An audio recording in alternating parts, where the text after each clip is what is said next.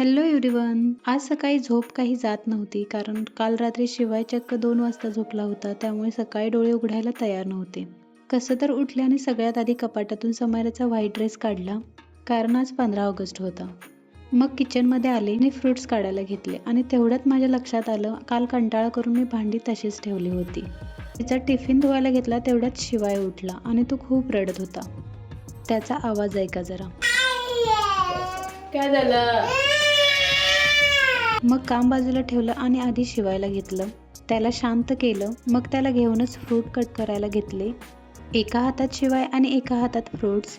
माझं इथं मल्टीटास्किंग सुरू होतं. थोड्या वेळाने बाबा आले. मी बाबांच्याकडे देण्याचा प्रयत्न केला,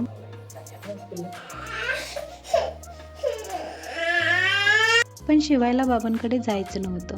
शेवटी बाबांनीच टिफिन करायला घेतला. आज टिफिनमध्ये समारायला फक्त फ्रुट्स हवे होते. नंतर शिवायला झोपवायला घेतलं. मिस्टरांनी माझ्यासाठी कॉफी करून आणली होती. आम्ही दोघांनी कॉफी घेतली. कॉफी पिल्यानंतर बाबांनी समारायला आंघोळ घातली. मग मी समारायला तिच्या 15 ऑगस्टच्या व्हाईट ड्रेसमध्ये रेडी केलं. रेडी झाल्यावर मॅडमचा एक ट्रेलर तर बनतोच.